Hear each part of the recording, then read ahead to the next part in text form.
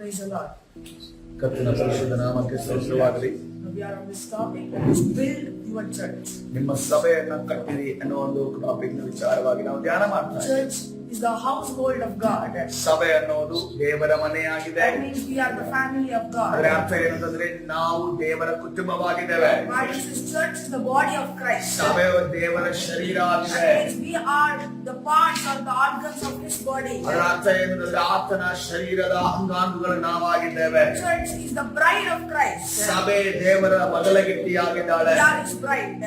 ನಾವು ಆತನ ಮೊದಲಗಿತ್ತಿಯಾಗಿದ್ದೇವೆ. Church is the temple of God. ಸಭೆ ಅನ್ನೋದು ದೇವರ ಆಲಯ ಆಗಿದೆ. We are the priests of God. ನಾವೆಲ್ಲರೂ ಕೂಡ ಆತನ ಯಾಜಕರಾಗಿದ್ದೇವೆ. The Bible says church is the flock of God. ಸಭೆ ಅನ್ನೋದು ದೇವರ ಮಂದೆಯಾಗಿದೆ. We are the sheep of God. ಅದರ ಅರ್ಥ ಏನಂದ್ರೆ ನಾವು ದೇವರ ಕುರಿಗಳಾಗಿದ್ದೇವೆ. Church is the vineyard of God. ಆ ಸಭೆ ಅನ್ನೋದು ದೇವರ ದ್ರಾಕ್ಷ ತೋಟ ಆಗಿದೆ. We are the wine for ಅದರ God. ಅರ್ಥ ಇದೆ ನಾವೆಲ್ಲರೂ ಕೂಡ ದ್ರಾಕ್ಷ ಫಲಗಳಾಗಿದ್ದೇವೆ. The church is the household of faith.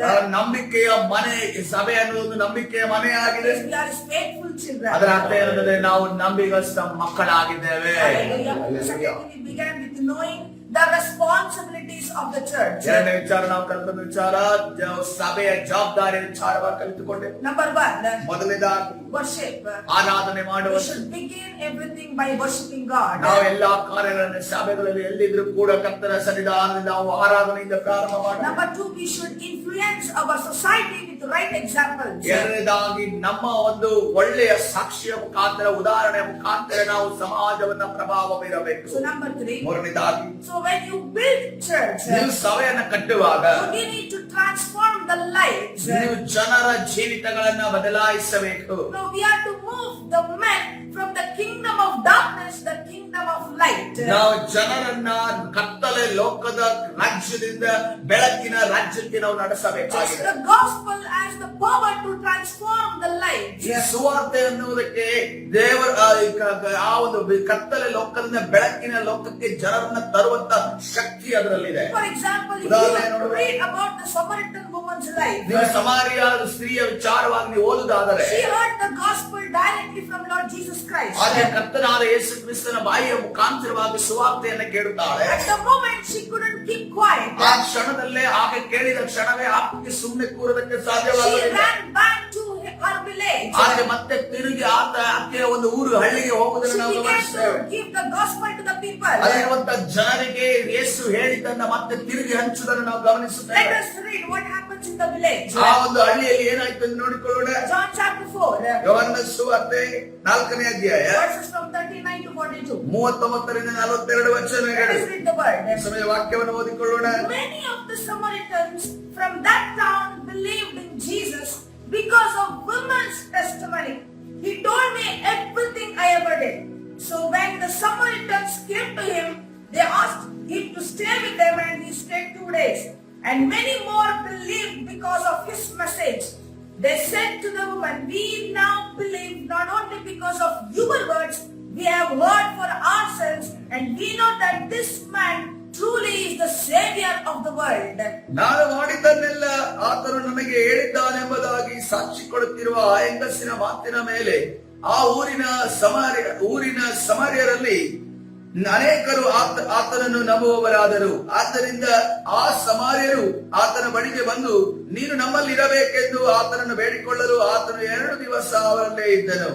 ಹೆಚ್ಚು ಜನರು ಆತನ ವಾಕ್ಯವನ್ನು ಕೇಳಿ ನಂಬಿ ಆ ಹೆಂಗಸಿಗೆ, ನಾವು ಆತನನ್ನು ನಂಬಿರುವುದು ಇನ್ನು ನಿನ್ನ ಮಾತಿನ ಮೇಲೆ ಅಲ್ಲ, ನಾವು ಕಿವಿಯಾರೆ ಕೇಳಿ ಈತನು ಲೋಕ ರಕ್ಷಕನೇ ಹೌದೆಂದು ತಿಳಿದುಕೊಂಡಿದ್ದೇವೆ ಎಂದು ಹೇಳಿದರು. Hallelujah. Just one message of Samaritan woman ಸಮಾರ್ಯ ಸ್ತ್ರೀಯ ಆ ಒಂದು ಸಂದೇಶ transformed the lives of the village. ಆ ಒಂದು ಹಳ್ಳಿಯ ಜನರ ಜೀವಿತವನ್ನ ಬದಲಾಯಿಸಿತು. How long did this woman preach? ಈ ಒಂದು ಸ್ತ್ರೀ ಎಷ್ಟು ಸಮಯಗಳ ಕಾಲ ಆ ಸುವಾರ್ತೆಯನ್ನು ಸಾರಿದಳು? How many hours did she preach the ಎಷ್ಟು gospel? ಗಂಟೆಗಳ ಕಾಲ ನಿಂತುಕೊಂಡು ಆಕೆ ಸುವಾರ್ತೆಯನ್ನು ಸಾರಿದಳು? Just one sentence. ಕೇವಲ ಒಂದೇ ಒಂದು ವಾಕ್ಯ ಆಕೆ ಹೇಳಿದ್ದು. What was her testimony? ಆಕೆಯ ಒಂದು ಸಾಕ್ಷಿ ಏನಾಗಿತ್ತು? Whatever I have done, he told me everything. ನಾನು ಏನೇನು ಮಾಡಿದ್ದೇನೋ ಅದೆಲ್ಲವನ್ನ ಆತನು ಬಾಯಿಯ ಮುಖಾಂತರವಾಗಿ ನಾನು ಕೇಳಿದ ಆತನು ಹೇಳಿದನು. That brought a transformation in the lives of Samaritans. ಅದೆಲ್ಲವೂ ಕೂಡ ಸಮಾರ್ಯರಲ್ಲಿದ್ದಂತ ಅಲ್ಲಿ ಎಲ್ಲ ಜನರ ಜೀವಿತವನ್ನ ಬದಲಾಯಿಸಿತು. So it's your testimony, ನಿಮ್ಮ ಒಂದು ಸಾಕ್ಷಿ, your life, ನಿಮ್ಮ ಒಂದು ಜೀವಿತ, your life, ನಿಮ್ಮ ಒಂದು ಬೆಳಕು, it will change, it will transform people's life. ಅದು ಜನರ ಜೀವಿತವನ್ನ ಬದಲಾಯಿಸುತ್ತದೆ. Hallelujah.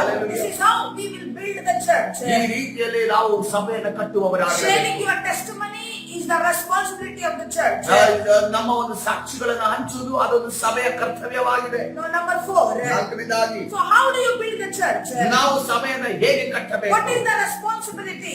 ನಮ್ಮ ಒಂದು ಜವಾಬ್ದಾರಿ ಏನಾಗಿದೆ? We should destroy the works of the devil. ನಾವು ಸೈತಾನನ ಕಾರ್ಯಗಳನ್ನು ಲಯಗೊಳಿಸಬೇಕಾಗಿದೆ. Hallelujah. Hallelujah. So as a church, ನಾವು ಸಭೆಯಾಗಿ we should bind, loose and destroy the works of the devil. ನಾವು ಸೈತಾನನ ಕಾರ್ಯಗಳನ್ನ ನಾವು ಕಟ್ಟಬೇಕು, ಅದೇ ರೀತಿ ಬಿಚ್ಚಬೇಕು ಮತ್ತು ಅದನ್ನ ನಾಶ ಮಾಡಬೇಕೆಂದು ನಾವು ನೋಡ್ತಾ. Since our society need God, ನಮ್ಮ ಒಂದು ಸಮಾಜಕ್ಕೆ ದೇವರ ಅಗತ್ಯವಿದೆ. our society need healing, ನಮ್ಮ ಸಮಾಜಕ್ಕೆ ಸ್ವಸ್ಥತೆ ಅಗತ್ಯವಿದೆ. our society need deliverance and help. ನಮ್ಮ ಒಂದು ಸಮಾಜಕ್ಕೆ ಸಹಾಯದ ಮತ್ತು ಬಿಡುಗಡೆ ಅಗತ್ಯವಿದೆ. Since if we don't stand in a gap, ಒಂದು ವೇಳೆ ನಾವು ಒಡಕಿನಲ್ಲಿ ನಿಲ್ಲದೆ ಹೋದರೆ believers cannot resist the works of devil in their lives. ಆ ವಿಶ್ವಾಸಿಗಳ ಜೀವಿತದಲ್ಲಿ ನಡೆಯುವಂತ ಸೈತಾನನ ಕಾರ್ಯಗಳು ಲಯಗೊಳಿಸುವುದಕ್ಕೆ ಸಾಧ್ಯವಾಗುವುದಿಲ್ಲ. If we don't pray as a church, ನಾವು ಸಭೆಯಾಗಿ ನಾವು ಪ್ರಾರ್ಥನೆ ಮಾಡದೆ ಹೋದರೆ unbelievers cannot resist the works of devil in their lives. ಅವಿಶ್ವಾಸಿಗಳು ಅಥವಾ ದೇವರನ್ನು ನಂಬದವರು ಸೈತಾನನು ಮಾಡುವಂತ ಕಾರ್ಯಗಳಿಂದ ಬಿಡುಗಡೆ ಹೊಂದಲು ಸಾಧ್ಯವಿಲ್ಲ. The Bible says, ಸತ್ಯವೇದ ಈ ರೀತಿಯಲ್ಲಿ ಹೇಳ್ತಾ but ಇದೆ, the Son of God came to destroy the works of the devil. ದೇವರ ಮಗನು ಸೈತಾನನ ಕಾರ್ಯಗಳನ್ನು ಲಯಗೊಳಿಸುವುದಕ್ಕೆ ಆತನು ಇಳಿದು ಬಂದರೆಂದು ನಾವು ನೋಡುತ್ತಾ Where ಇದ್ದೇವೆ. do you read this? ಎಲ್ಲಿ ನಾವು ಇದನ್ನು ಓದುತ್ತೇವೆ? 1 John chapter 3 verse number 8. ಮೊದಲನೇ ಯೋಹಾನನ ಪತ್ರಿಕೆ 3ನೇ ಅಧ್ಯಾಯ 8ನೇ ವಚನ ಕೊನೆಯ ಭಾಗದಲ್ಲಿ ನೋಡುತ್ತಾ ಇದ್ದೇವೆ. The Bible says, but the Son of God, Jesus Christ, came to destroy the works of the devil. ಆ ಸೈತಾನನ ಕೆಲಸಗಳನ್ನು ಲಯ ಮಾಡುವುದಕ್ಕೋಸ್ಕರವೇ ದೇವಕುಮಾರನು ಪ್ರತ್ಯಕ್ಷನಾದನು. So many times I've heard this story. ಅನೇಕ ಬಾರಿ ಒಂದು ಇನ್ಸಿಡೆಂಟ್ ನಾನು ನೋಡಿದ್ದೇನೆ, ಕೇಳಿದ್ದೇನೆ. Maybe I've already told this. ನಾನು ಆಲ್ರೆಡಿ ನಿಮಗೆ ಹೇಳಿರಬಹುದು. A bar was just opened opposite a church. ಒಂದು ಸಭೆಯ ಮುಂದೆ ಒಂದು bar ಕಟ್ಟಲ್ಪಟ್ಟಿತ್ತು. When it began, the people whoever used to come to church service. ಯಾವಾಗ ಸಭೆಗೆ ಜನರು ಬರ್ತಾ ಇದ್ರು, After the church service, some of the men they used to go to the bar. ಆ ಸಭೆಗೆ ಬಂದ ನಂತರ ಅಲ್ಲಿ ಕೆಲವು ಗಂಡಸರು ಅಲ್ಲಿ ಬಾರಿಗೆ ಹೋಗ್ತಾ ಇದ್ರು. In few days back. ಸ್ವಲ್ಪ ದಿನ ಒಂದು ಆದ ನಂತರ, in my situation I'm talking about. ನನ್ನ ಜೀವಿತದಲ್ಲಿ After prayer services, ಆ ಪ್ರಾರ್ಥನೆ ಆದ ನಂತರ I have seen few people going to bar. ನಾನು ಕೆಲವು ಜನರು ಬಾರಿಗೆ ಹೋಗುವುದನ್ನು ನಾನು ನೋಡಿದ್ದೇನೆ. That's what will happen if there are bars around the church and education society.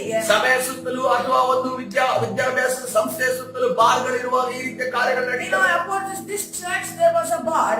ಈ ಒಂದು ಸಭೆಯ ಬಳಿಯೂ ಕೂಡ ಒಂದು ಬಾರ್ ಇತ್ತು. This church began to pray. ಈ ಸಭೆ ಪ್ರಾರ್ಥನೆ ಮಾಡುವುದಕ್ಕೆ ಪ್ರಾರಂಭಿಸಿತು. Every day they began to pray. ಪ್ರತಿ ದಿನವೂ ಕೂಡ ವಿಚಾರವಾಗಿ ಪ್ರಾರ್ಥನೆ ಮಾಡುವುದಕ್ಕೆ ಪ್ರಾರಂಭಿಸಿದರು. This is how they prayed. ಅವರು ಈ ರೀತಿಯಲ್ಲಿ ಪ್ರಾರ್ಥನೆ ಮಾಡುತ್ತಾರೆ. In night they are praying like this. ಅವರು ಈ ರೀತಿಯಲ್ಲಿ ಪ್ರಾರ್ಥನೆಗೆ ಒಗ್ಗಟ್ಟಾಗಿ ಏಕ ಮನಸ್ಸುಳ್ಳವರಾಗಿ ಪ್ರಾರ್ಥನೆ ಮಾಡುತ್ತಿದ್ದರು. Destroy bar in the Holy Ghost by the fire of the Holy Ghost. ಪರಿಶುದ್ಧಾತ್ಮನ ಅಗ್ನಿಯ ಮುಖಾಂತರವಾಗಿ ಆ ಬಾರನ್ನು ನಾಶ ಮಾಡುತ್ತೇವೆ ಅನ್ನೋದನ್ನ ಪ್ರಾರ್ಥನೆ ಮಾಡುತ್ತಿದ್ದರು. Days later, ಸ್ವಲ್ಪ ದಿನಗಳಾದ ನಂತರ this bar, a lightning hit this bar and it caught fire and destroyed. ಆ ಬಾರಿನ ಮೇಲೆ ಒಂದು ದೊಡ್ಡ ಸಿಡಿಲು ಉಂಟಾಗಿ ಬೆಂಕಿ ಉಂಟಾಗಿ ಆ ಬಾರ್ ನಾಶವಾಯಿತು. If church prays, ಸಭೆ ಪ್ರಾರ್ಥನೆ ಮಾಡುವುದಾದರೆ God will answer. ದೇವರು ಅದಕ್ಕೆ ಉತ್ತರವನ್ನು ಕೊಡುತ್ತಾರೆ. This is what the responsibility of the church. ಇದು ಸಭೆಯ ಒಂದು ಜವಾಬ್ದಾರಿಯಾಗಿದೆ. When you see devils working in our society, ನಮ್ಮ ಒಂದು ಸಮಾಜದಲ್ಲಿ ಸೈತಾನ ಕಾರ್ಯ ಮಾಡುವುದನ್ನು ನೀವು ನೋಡುವಾಗ, any church prays, ಯಾವುದೇ ಸಭೆ ಪ್ರಾರ್ಥನೆ ಮಾಡಿದರೆ ಕೂಡ, small group prays, ಯಾವುದೇ ಒಂದು ಗುಂಪು ಪ್ರಾರ್ಥನೆ ಮಾಡಿದರೆ ಕೂಡ God will work. ದೇವರು ಕೆಲಸ ಕಾರ್ಯ ಮಾಡುವಾಗಲಾಗಿದ್ದಾರೆ. This is our responsibility as a church. ನಾವು ಸಭೆಯಾಗಿ ಈ ರೀತಿಯ ಪ್ರಾರ್ಥನೆ ಮಾಡುವುದು ನಮ್ಮ ಜವಾಬ್ದಾರಿಯಾಗಿದೆ. Devils are attacking education systems. ಸೈತಾನನು ಎಜುಕೇಶನ್ ವಿದ್ಯಾಭ್ಯಾಸ ಸಂಸ್ಥೆಗಳನ್ನ ಆಕ್ರಮಣ They are ಮಾಡುತ್ತಿದ್ದಾರೆ. changing the education system. ಆ ವಿದ್ಯಾಭ್ಯಾಸದ ಒಂದು ರೀತಿಯನ್ನ ಪಠ್ಯವನ್ನ ಅವರು ಬದಲಾವಣೆ As ಮಾಡ್ತಾರೆ. a church we must pray. ನಾವು ಸಭೆಯಾಗಿ ಅದಕ್ಕೋಸ್ಕರವಾಗಿ ನಾವು ಪ್ರಾರ್ಥನೆ ಮಾಡಬೇಕು. Devils attack your your body. ಸೈತಾನನು ನಿಮ್ಮ ಒಂದು ಶರೀರಕ್ಕೆ ಆಕ್ರಮಣ ಮಾಡುತ್ತಾನೆ. As a church, we should pray. ಸಭೆಯಾಗಿ ನಾವು ಪ್ರಾರ್ಥನೆ ಮಾಡಬೇಕು. This is the responsibility of the church. ಇದು ಸಭೆಯ ಒಂದು ಜವಾಬ್ದಾರಿಯಾಗಿದೆ. This is how we build our church. ನಮ್ಮ ಸಭೆಯನ್ನು ಈ ರೀತಿ ನಾವು ಕಟ್ಟಬೇಕಾಗಿದೆ. The fifth point. ಐದನೇ ಪಾಯಿಂಟ್ ಅನ್ನು What is the ನೋಡುವಾಗ next responsibility of the church? ಮುಂದಿನ ಒಂದು ರೆಸ್ಪಾನ್ಸಿಬಿಲಿಟಿ ಜವಾಬ್ದಾರಿ ಸಭೆಯ ಜವಾಬ್ದಾರಿ ಯಾವ್ದಾಗಿದೆ? The church must intercede. ಸಭೆ ಮಧ್ಯಸ್ಥಿಕೆಯನ್ನು ವಹಿಸಬೇಕಾಗಿದೆ. The Bible instructs us like this. ಸತ್ಯವೇದ ನಮಗೆ ಈ ರೀತಿಯಲ್ಲಿ We are to ತಿಳಿಸಿಕೊಡುತ್ತದೆ. pray for kings and those in authorities. ನಾವು ಅರಸುಗಳಿಗೋಸ್ಕರವೂ ಅದೇ ರೀತಿ ಅಧಿಕಾರದಲ್ಲಿರುವವರಿಗೋಸ್ಕರ ಪ್ರಾರ್ಥನೆ ಮಾಡಬೇಕೆಂದು ಹೇಳಿ. Why? Because they are the devil's primary target. ಯಾಕೆಂದ್ರೆ ಸೈತಾನನು ಆ ಮೊದಲನೇದಾಗಿ ಆಕ್ರಮಣ ಮಾಡುವುದು ಅವರ ಮೇಲೆ. If devil captures those in authority, ಒಂದು ವೇಳೆ ಯಾರು ಅಧಿಕಾರದಲ್ಲಿ ಇರುತ್ತಾರೋ ಅವರ ಮೇಲೆ ಸೈತಾನನು ಆಕ್ರಮಣ ಮಾಡಿದರೆ, the devil through them he can bring wrong laws that will affect believers and the church. ಸೈತಾನನು ಆ ಒಂದು ಅಧಿಕಾರಿಗಳ ಅಧಿಕಾರದ ಮುಖಾಂತರವಾಗಿ ಕೆಲವು ಕಾನೂನುಗಳನ್ನು ತಂದು ವಿಶ್ವಾಸಿಗಳ ಮೇಲೆ ಒತ್ತಡವನ್ನೇ ಇರುತ್ತಾನೆ. Wrong laws that can affect the kingdom of God on this earth. ತಪ್ಪಾದ ಒಂದು ಕೆಲವು ಕಾನೂನುಗಳು ಈ ದೇವರ ರಾಜ್ಯದ ಮೇಲೆ ಪರಿಣಾಮ But ಬೀರುತ್ತವೆ. if we pray for the kings and authorities, ಆದರೆ ನಾವು ಅರಸುಗಳಿಗೋಸ್ಕರ ಅಧಿಕಾರಿಗಳಿಗೋಸ್ಕರ ನಾವು ಪ್ರಾರ್ಥನೆ ಮಾಡಲಾದರೆ God will take care of them. ದೇವರು ಅವರ ವಿಚಾರವನ್ನ ನೋಡಿಕೊಳ್ಳುವ ಆತನಾಗಿದ್ದಾನೆ. God will take care of our nation and our church. ದೇವರು ನಮ್ಮ ಸಭೆಯನ್ನ ಅದೇ ರೀತಿಯಲ್ಲಿ ದೇಶವನ್ನ ನೋಡಿಕೊಳ್ಳುವ This ಆತನಾಗಿದ್ದಾನೆ. is what Paul is speaking to Timothy. ಇದನ್ನೇ ಪೌಲನು ತಿಮೋಥಿಯ ಜೊತೆ 1 ಮಾತನಾಡುತ್ತಿದ್ದಾನೆ. Timothy chapter 2 verses from 1 to 4. ಮೊದಲನೇ ತಿಮೋಥಿ 2ನೇ ಅಧ್ಯಾಯ 1-4 ವಚನಗಳು. Look what the Bible says. ಸತ್ಯವೇದ ಏನನ್ನು ಹೇಳ್ತಿದೆ ನೋಡ್ರಿ. Paul is speaking. ಪೌಲನು ಈ ರೀತಿಯಲ್ಲಿ ಮಾತಾಡ್ತಿದ್ದಾನೆ. Timothy, I urge you first of all to pray for all people, ask God to help them, intercede on their behalf and give thanks for them.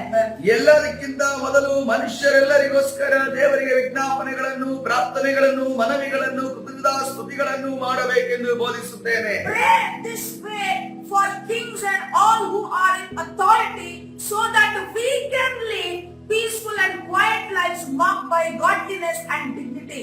ನಮಗೆ ಸುಖ ಸಮಾಧಾನಗಳು ಉಂಟಾಗಿ ನಾವು ಪೂರ್ಣ ಭಕ್ತಿಯಿಂದಲೂ ಗೌರವದಿಂದಲೂ ಕಾಲಕ್ಷೇಪ ಮಾಡುವಂತೆ ಅರಸುಗಳಿಗಾಗಿಯೂ ಎಲ್ಲ ಅಧಿಕಾರಿಗಳಿಗಾಗಿಯೂ ವಿಜ್ಞಾಪನೆಗಳನ್ನು ಮಾಡಬೇಕು. This is good and pleases God our Savior, who wants everyone to be saved and to understand the truth. ಹಾಗೆ ಮಾಡುವುದು ನಮ್ಮ ರಕ್ಷಕನಾದ ದೇವರ ಸನ್ನಿಧಿಯಲ್ಲಿ ಮೆಚ್ಚುಗೆಯಾಗಿಯೂ ಯೋಗ್ಯವಾಗಿಯೂ ಅದೇ.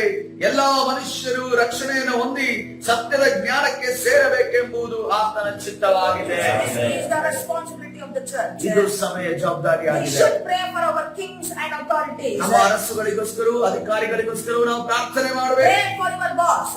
ನಿಮ್ಮ ಅಧಿಕಾರಿಗೋಸ್ಕರ ನೀವು ಪ್ರಾರ್ಥನೆ Pray ಮಾಡಿ. for your manager. ನಿಮ್ಮ ಮ್ಯಾನೇಜರ್ಗೋಸ್ಕರ ನೀವು ಪ್ರಾರ್ಥನೆ Pray ಮಾಡಿ. for your team lead. ನಿಮ್ಮ ಟೀಮ್ ಲೀಡ್ಗೋಸ್ಕರ ನೀವು ಪ್ರಾರ್ಥನೆ ಮಾಡ್ರಿ. Pray for your authorities. ನಿಮ್ಮ ಮೇಲಿರುವ ಅಧಿಕಾರಿಗಳಿಗೋಸ್ಕರ So ಪ್ರಾರ್ಥನೆ that ಮಾಡಿ. you can work in peace in your ಯಾಕಂದ್ರೆ ನಿಮ್ಮ workplace. ಉದ್ಯೋಗದ ಸ್ಥಳದಲ್ಲಿ ನೀವು ಸಮಾಧಾನದಿಂದ ನೀವು ಕೆಲಸ The Bible ಮಾಡೋದಕ್ಕೋಸ್ಕರವಾಗಿ says if you can pray, ನೀವು ಪ್ರಾರ್ಥನೆ ಮಾಡೋದಾದ್ರೆ I will give peace. ನಾನು ಸಮಾಧಾನವನ್ನು ಕೊಡುತ್ತೇನೆ. That's the word of the Lord. ಅದು ದೇವರ ವಾಕ್ಯವಾಗಿದೆ. What is the next responsibility of the church? ಸಭೆಯ ಬೇರೆ ಯಾವ ಜವಾಬ್ದಾರಿಯನ್ನು ನಾವು The ನೋಡುತ್ತೇವೆ. sixth point. 6ನೇ ಪಾಯಿಂಟ್ ಅನ್ನು We should ನೋಡುವಾಗ walk in love.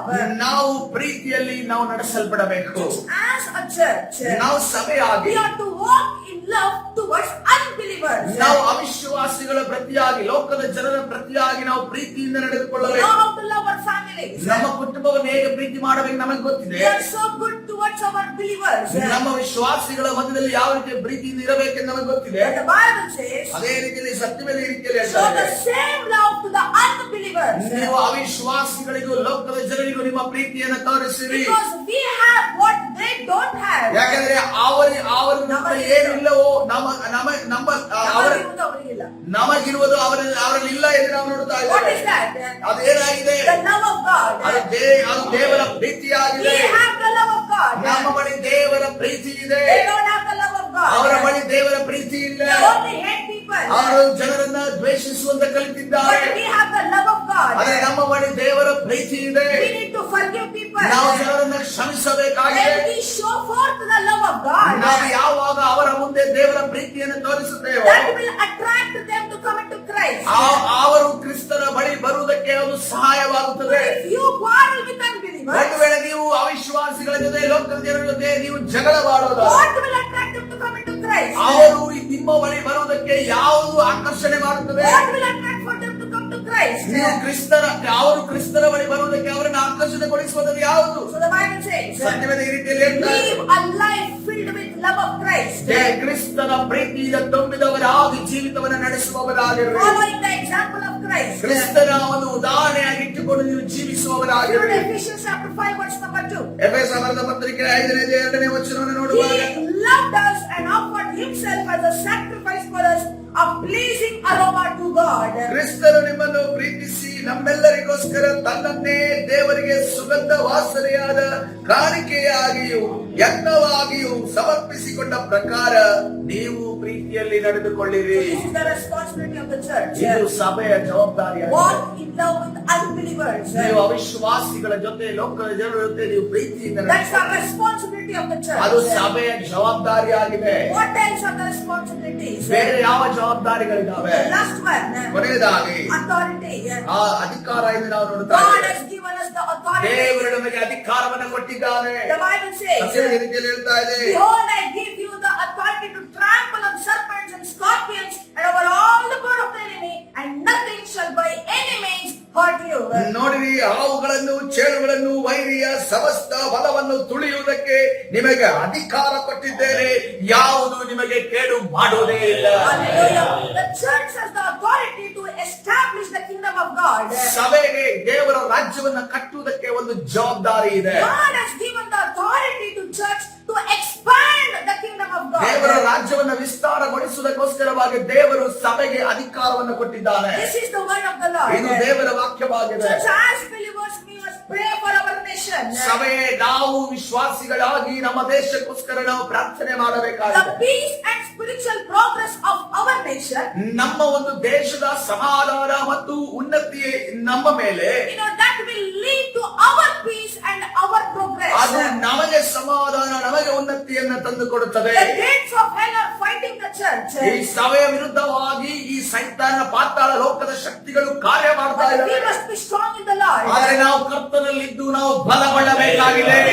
Powerfully in His mind. ನಾವು ಆತನ ಶಕ್ತಿಯ ಮುಖಾಂತರವಾಗಿ ನಾವು ಶಕ್ತರಾಗಬೇಕಾಗಿದೆ. Hallelujah. Hallelujah. We learn the responsibilities of the ಇವತ್ತಿನ church. ದಿವಸ ನಾವು ಸಭೆಯ ಜವಾಬ್ದಾರಿಗಳನ್ನು ನಾವು First ಕಲಿತುಕೊಳ್ಳಬೇಕು. thing, we should worship the Lord. ನಾವು ದೇವರನ್ನ ಮೊದಲನೇದಾಗಿ ಆರಾಧನೆ ಮಾಡಬೇಕು. Whenever you come as a church, ನೀವು ಸಭೆಯಾಗಿ ಯಾವಾಗ ಕೂಡಿ ಬರುತ್ತೀರೋ, worship is must. ಆರಾಧನೆ ಅನ್ನೋದು ಬಹಳ ಪ್ರಾಮುಖ್ಯತೆ. Not directly starting the meetings. ನೇರವಾಗಿ ಮೀಟಿಂಗ್ಸ್ ಗಳನ್ನು ನಾವು ಪ್ರಾರಂಭ ಮಾಡಬೇಕು. First, pray to God. ಮೊದಲನೇದಾಗಿ ನಾವು ಪ್ರಾರ್ಥನೆಯನ್ನು ಮಾಡಬೇಕು. Worship the Lord. ಎರಡನೇದಾಗಿ ಆರಾಧನೆ We ಮಾಡಬೇಕು. need to read our Psalms ನಾವು ಕೀರ್ತನೆಯನ್ನು ಓದಿಕೊಳ್ಳಬೇಕು. and meditate on the word of God. ದೇವರ ವಾಕ್ಯವನ್ನು ನಾವು ಧ್ಯಾನ ಮಾಡಬೇಕು. Then we should begin our meetings. ತದನಂತರ ನಮ್ಮ ಮೀಟಿಂಗ್ ಗಳನ್ನು ನಾವು ಪ್ರಾರಂಭಿಸಬೇಕು. That is the principle, that is the responsibility of the church. ಅದು ಸಭೆಯ ಜವಾಬ್ದಾರಿ ಮತ್ತು ತತ್ವ ಎಂದು ನಾವು ನೋಡ್ತಾ Number two, ಇದ್ದೇವೆ. we need to influence our society. ಎರಡನೇದಾಗಿ ನಮ್ಮ ಸಮಾಜವನ್ನು ನಮ್ಮ ಸಾಕ್ಷಿಗಳ ಮುಖಾಂತರವಾಗಿ ನಾವು ಪ್ರಭಾವ Number two, ಬೀರುತ್ತೇವೆ. we need to transform lives of people. ನಾವು ಜನರ ಒಂದು ಜೀವಿತವನ್ನ ನಾವು Number four, ಮಾರ್ಪಾಟುಗೊಳಿಸುವ. we need to destroy the works of the devil. ನಾಲ್ಕನೇದಾಗಿ ಸೈತಾನನ ಕಾರ್ಯಗಳನ್ನು ನಾವು ಲಯಗೊಳಿಸಬೇಕು. Five, we need to intercede for all the people. ಐದನೇದಾಗಿ ಎಲ್ಲಾ ಜನರಿಗೋಸ್ಕರ ನಾವು ಮಧ್ಯಸ್ಥಿಕೆಯ ಪ್ರಾರ್ಥನೆಯನ್ನು Number ಮಾಡಬೇಕು. six, walk in love with all unbelievers. ಆರನೇದಾಗಿ ನೋಡುವಾಗ ಎಲ್ಲಾ ಅವಿಶ್ವಾಸಿಗಳ ಮಧ್ಯದಲ್ಲಿ ನಾವು ಪ್ರೀತಿಯಿಂದ ನಡೆದುಕೊಳ್ಳಬೇಕು. Number seven, we have the authority to establish and expand the kingdom of God. ಏಳನೇದಾಗಿ ಈ ದೇವರ ರಾಜ್ಯವನ್ನು ಸ್ಥಾಪಿಸುವುದಕ್ಕೂ ಮತ್ತು ವಿಸ್ತಾರ ಮಾಡುವುದಕ್ಕೂ ದೇವರು ನಮಗೆ ಅಧಿಕಾರ ಕೊಟ್ಟಿದ್ದಾನೆ. This is how we will build the church. ಈ ರೀತಿಯಲ್ಲಿ ನಾವು ಸಭೆಯನ್ನು This ಕಟ್ಟಬೇಕು. is the word of the Lord. ಇದು ದೇವರ Let us ವಾಕ್ಯವಾಗಿದೆ. all begin to pray. ಈ ಸಭೆಯಲ್ಲಿ ಪ್ರಾರ್ಥನೆ ಮಾಡುವುದು. Father, build your church in India in Jesus' name. ತಂದೆ, ಭಾರತದಲ್ಲಿ ಯೇಸುವಿನ ಹೆಸರಿನಲ್ಲಿ ನಿಮ್ಮ ಸಭೆಯನ್ನು ಕಟ್ಟಿರಿ. Father, give me the prayer burden to pray for this nation in Jesus' name. ತಂದೆ, ಯೇಸುವಿನ ಹೆಸರಿನಲ್ಲಿ ಈ ರಾಷ್ಟ್ರಕ್ಕಾಗಿ ಪ್ರಾರ್ಥಿಸಲು ನನಗೆ ಪ್ರಾರ್ಥನಾ ಭಾರವನ್ನು ಕೊಡಿ. We break the strongholds of darkness over the city and nation in Jesus' name. ನಾವು ಈ ನಗರ ಮತ್ತು ರಾಷ್ಟ್ರದ ಮೇಲಿನ ಕತ್ತಲೆಯ ಕೋಟೆಗಳನ್ನು ಯೇಸುವಿನ ಹೆಸರಿನಲ್ಲಿ ದುರ್ಬಲಗೊಳಿಸುತ್ತೇವೆ. Oh Lord, pour out your love on the churches in India that we may be united and work together for the advancement of your kingdom of earth in Jesus' name. ಓ ಕರ್ತನೇ, ಭಾರತದ ಸಭೆಗಳ ಮೇಲೆ ನಿಮ್ಮ ಪ್ರೀತಿಯನ್ನು ಸುರಿಯಿರಿ. ಇದರಿಂದ ನಾವು ಯೇಸುವಿನ ಹೆಸರಿನಲ್ಲಿ ಭೂಮಿಯ ಮೇಲೆ ನಿಮ್ಮ ರಾಜ್ಯದ ಪ್ರಗತಿಗಾಗಿ ಒಗ್ಗೂಡಿ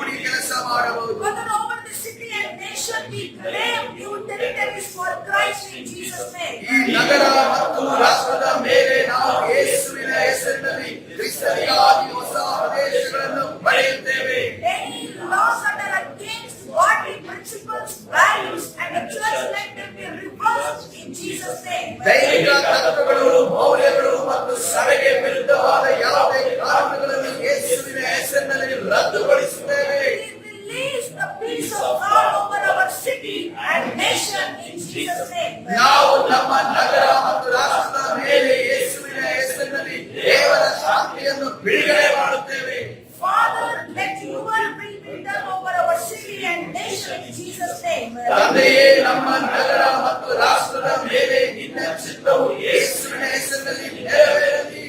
Father, I pray that you would grant Pastor, his family, and his team the boldness and power to proclaim the word of God in all circumstances and at all times in Jesus' name. ತಂದೆಯೇ, ನಮ್ಮ ಸೇವಕರು ಹಾಗೂ ಅವರ ಕುಟುಂಬ ಮತ್ತು ಅವರ ತಂಡಕ್ಕೆ ಎಲ್ಲಾ ಸಂದರ್ಭಗಳಲ್ಲಿ ಎಲ್ಲಾ ಸಮಯಗಳಲ್ಲಿ ದೇವರ ವಾಕ್ಯವನ್ನು ಯೇಸುವಿನ ಹೆಸರಿನಲ್ಲಿ ಸಾರಲು ಧೈರ್ಯ ಮತ್ತು ಶಕ್ತಿಯನ್ನು ನೀಡಬೇಕೆಂದು ನಾವು ಪ್ರಾರ್ಥಿಸುತ್ತೇವೆ.